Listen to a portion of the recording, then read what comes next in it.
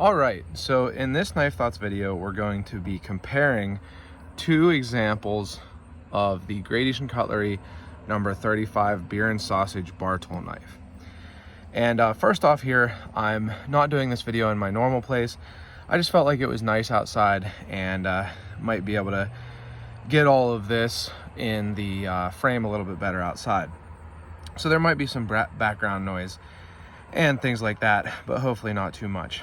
But the reason I decided to do this video is because I did get two of these knives, two of the jigged bone number 35 beer and sausage bar tool knives, because I wanted to get a full set of this knife, all the cover materials. So the first one that came out was the natural canvas micarta, and then the ebony, and then the jigged bone. But I wanted to also have one to keep as a user. I've never, through 7 or 8 years of being into GEC and buying gradation cutlery knives, I've never bought all of the versions of a knife, all of the different handle materials, and I decided to do it on this one because I think it's really cool. I think it's kind of unique. It's kind of a little bit of a departure, and that it's really different and out there, and I think they're going to be really popular in the future.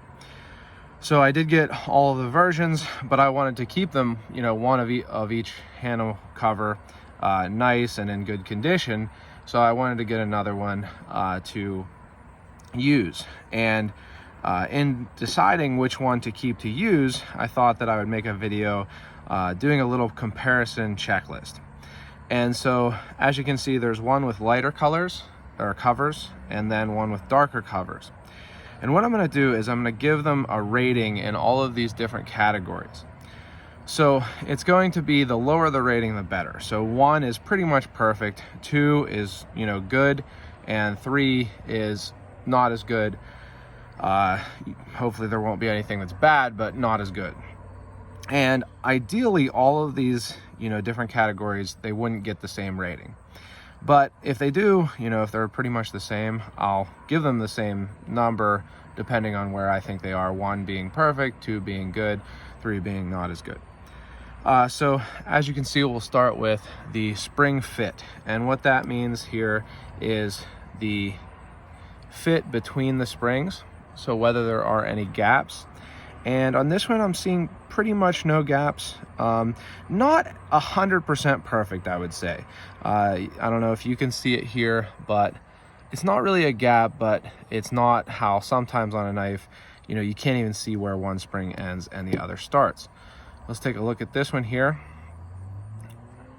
This one is a little better, I'd say.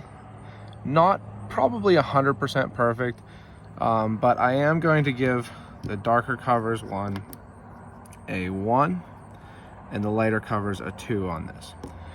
And what we'll do is, once I've done all of these categories, we'll add them all up. Whichever one has the lower score is going to be the better one, and actually is going to be the one that I keep as a collector piece.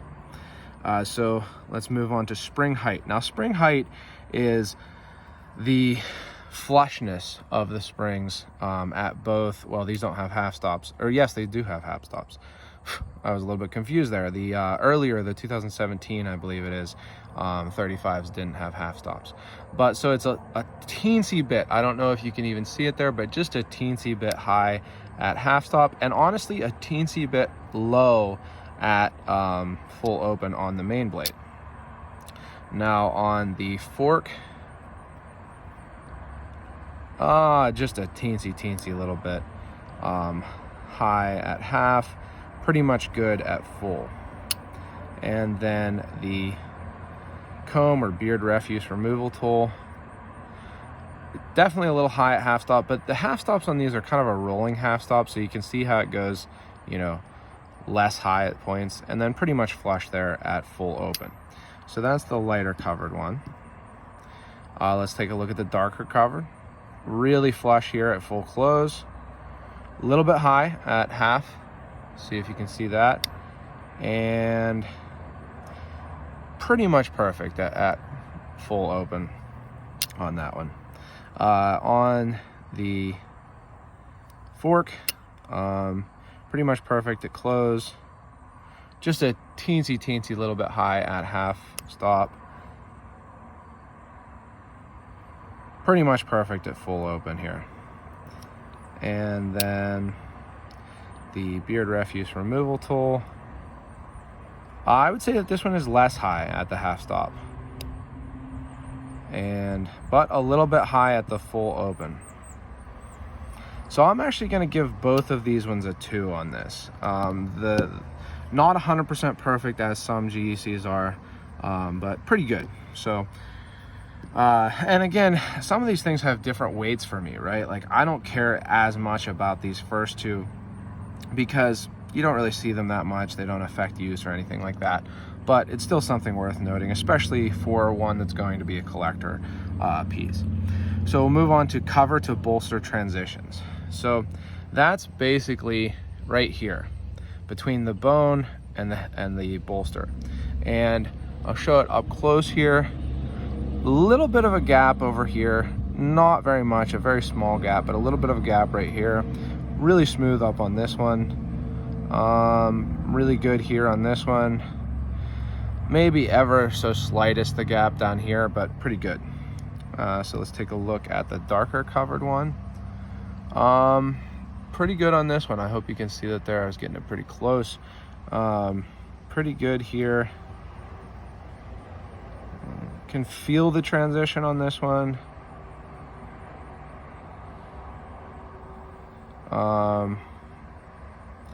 Pretty good. I'm gonna look at this one again here because I think that this, it's not something that I would say is an issue. I would not consider this an issue, that this should be an S knife or anything like that, not even close. But because I want to be relatively, you know, precise or stringent, I guess you might say, I think is the word I'm thinking of on this, I'm going to give this one, because of this gap, a 3 and a 2 on this one. So moving on to the shield fit. Now this is something that I really like that GEC pins their shields, and the fit of the shield between the bone and the shield usually is pretty good. Maybe a slight gap up here, but this one looks pretty good to me. So let's look at the darker covered one. If you can see that there, I don't really see any gaps on this one at all. No, I can't really identify any gaps there on this one. So one more look at this one. Pretty darn good, I'll tell you what, but I'm gonna give this one a 2 and this one a 1. So this one won out on that one. Pins, so just looking at the pins, making sure there aren't any cracks or anything like that. And this is a good way to compare two knives that are the same knife, but it's also just a good way to look at your knives and see, you know, kind of like how well they're done, how well they're made. These are good categories to look at on knives like this. So these pins look pretty good, no cracks. Now sometimes on GECs, because these pins on the spring are spun, sometimes you get some of that almost like burrs around the pin, so there is a little bit of that there. And then again, pretty good on the back. Slight burr there, but pretty good. Let's look at the darker covered one. Same deal, no chips or cracks around the pins that I see. A little bit of burring, but it's more even. And let me kind of show you those together so you can see what I mean. So you see on this one here that it's not even the whole way around the pin, whereas on this one it's more even. So although these are both really good, again, I'm gonna give this one a 2 and this one a 3, just because of that. And again, I'm being pretty strict on these, but you can see how something like that, normally you probably wouldn't even think about it, but when you're comparing them, you can, you know, use that as a little bit of a point of comparison. Blade spacing. So the blade spacing is how these blades fit in, and GEC does a really good job of that. I haven't seen any rubbing on these. Now this is a 3-spring knife, so there's room for all 3 blades, but I don't see any rubbing on any of these blades or tools, and they're, you know, don't look bent or anything like that. So that's going to get a 1 on that. And let's take a look at this one. So again, they don't look bent or anything. I don't see any scratching or blade rub on these so far. And no, these are good. So I'm going to give both of them a 1 on that. And GEC does do a really good job of that, really consistently. So let's move on to the tip placement. Now this is one that weighs heavily for me. It's a, you know, carries a lot of weight. And what I mean by tip placement is particularly the blade. And you know, 2 of these are not blades but tools on this beer and sausage knife. But particularly the blade, how high does this tip sit? I don't like proud tips at all, and I don't want to have to file the kick on a knife, especially if it's a collector knife. I basically won't on a collector knife. This is, I would say, not quite proud, but really close on the lighter covered one. Moving on to this one. This is a little better again, so we're probably starting to see a little bit of a trend here. I'm going to give this one a 1 because, as you can see, if you look at it kind of directly here, that tip sits actually, you know, pretty clearly below the covers. So that's going to be a 1 on this one and a 2 over on the lighter one. Again, this isn't a huge deal. It's not like some GECs that I will, you know, say that sometimes I get GECs and the tip is like, unequivocally, it is proud, it's above the covers, and I don't like that. It's probably the most common issue I see on GECs, although, you know, on a user you can file the kick pretty easily usually, but I would say this is going to get a 2 here. Spring action. Now this is something that some people did not really like on this. So spring action is the snappiness. My blades on these all had nice snappiness. So does it open the whole way of it on its own to full open and full close, like so. This one has real good snap on the blade and the fork, as all of them did. Not the snappiest to open, a little bit kind of mushy to open on the beard refuse removal tool. Let's take a look at this one. I would say that this one is also pretty snappy on the blade and definitely snappy on that. And let's see the beard refuse removal tool. Yeah, so because of the beard refuse removal tool on both of these, I'm going to give them 2s. Not 100% perfect, but still pretty good. Spring tension. So this is something that can be a little bit individual preference. This has, you know, about a 4, I would say, on the main blade, 5-ish on the fork, and honestly 4-ish on this one's beard refuse removal tool. This one has a little bit heavier, I would say closer to a 5 on the main blade or the blade, and definitely a 5 on the fork, and again probably closer to a 3, maybe 4. I wouldn't say that these both have the same spring tensions across all of the blades, but I really don't have any issue with the spring tension on any of them. The beard refuse removal tool doesn't have to have a super strong spring because it's not a blade. You know, you're going to just be using it as a comb, or, you know, if you're going to be using it at all. I'm going to give both of these honestly a 1. I'm completely happy with the spring tensions on those. So moving on to etchings. This is something where on the other versions of the beer and sausage tool knife that I got, the beard refuse removal tool etching was not that great on some of them. It was a little bit light and uneven. As you can see, this is uneven also, but it's nice and dark. And I don't know how well you can see that there, but it is nice and dark. And then the other etching here is B&S, nice and clear, nice and dark. So happy with that. That's going to get a 2 because of it being uneven. This one, same deal, a little bit uneven, but nice and dark. And same deal, clear, even, dark. So both of them are going to get a 2 on the etchings. Etchings, especially on a user, are something I don't care too much about, but on a collector piece, it is something to take a look at, because you want it to be clear, you want it to look like it is new, not look like it's been flitzed or something like that. Stamps. So the main stamp I'm looking at here is the one on the shield. And as you can see, it's nice and clear, nice and deep, looks pretty good on this one. And then we will look also at the model number stamp, and then carbon there, all look pretty good. Titty Cutlery, Made in USA looks good. Gradation Cutlery, Titusville, PA looks good. And there's no etch on that. So that one's a 1. Same deal here. I think that this one looks good. No issues with that. Titty Cutlery looks good. Good. Good. And good.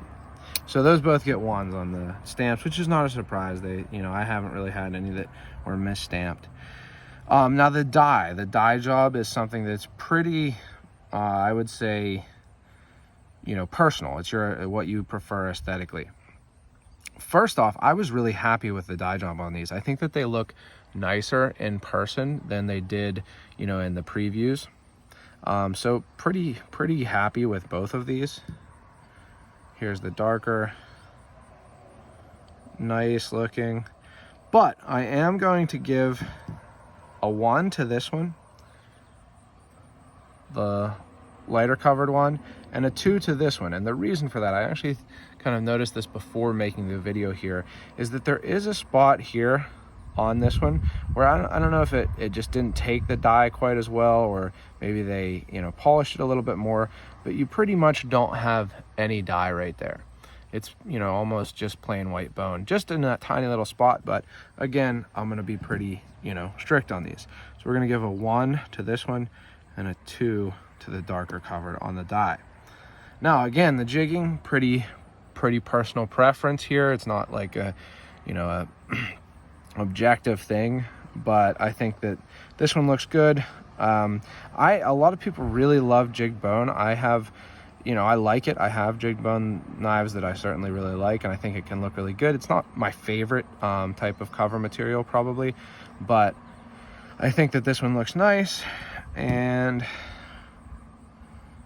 as does this one. No real issues that I can see on either of these. You can see there are spots here where maybe it chipped a little bit, but that was before they polished it, so it did, the chip did get polished out, and I think that just gives it a not natural but hand done look. So I'm going to give both of them 1s on the jigging. Now this other category, what is that? Well, sometimes you just feel like one knife is nicer than the other, or sometimes there's certain things about a knife that you maybe notice and like better. I don't see a whole lot of that on either of these. I think they're both well done. The swedging is something that I looked at about that. The swedging, I hope you can see it here on both of the main blades, looks good. They both feel smooth. No real big differences in that. One thing that I do notice here is that when they polish, the jig bone kind of goes up under the bolsters. That's not something that's going to be a big deal for me, but that's something that could go in this other category. I'm just going to leave the other category blank because I don't see anything big on these.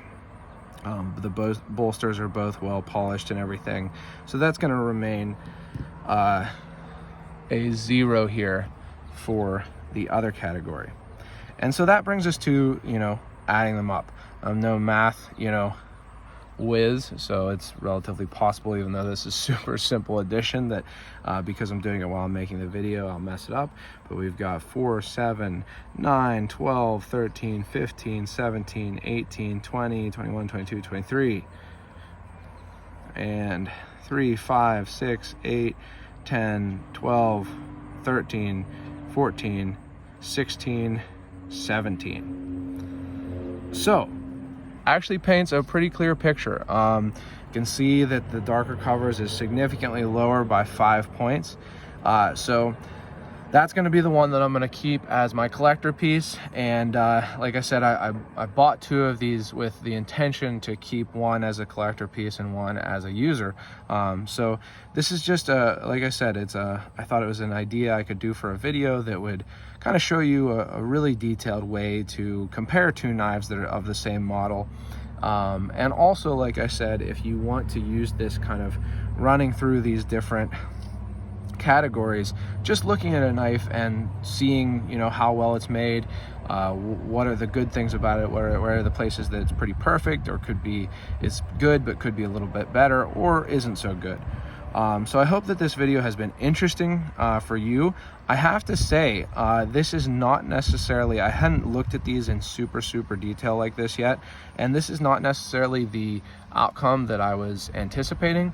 My kind of gut feeling was that the lighter cover one would be the one that I would pick as the collector piece, and I'm not 100% sure why that is, but it just was what I was thinking. But this darker covered one, you know, came out as the clear winner with the much lower score here. So yeah, I'll be keeping this one as a collector piece. It's actually going to go back up on my little display that my wife got me with the other 2 versions, and this one hopefully will go in my pocket here pretty soon. But again, I hope this video has been interesting for you. I hope it's been helpful. Let me know if you use this system to compare 2 knives, or to, you know, just go over a knife that you get. It would be cool to see how it works for you, for me. So if you've enjoyed this video, please consider liking it and subscribing to the channel. I've got other videos like this. I've got videos on these knives and this run of knives. And hit the bell so you get notifications, so you know when I post new videos. Also, check out my social media. I'm everywhere at Knife Thoughts, Facebook, Instagram, everything like that. And then finally, check out my website, knifethoughts.com, where I post articles on knives and knife topics and other things like that. And last but not least, don't forget to go out and do good.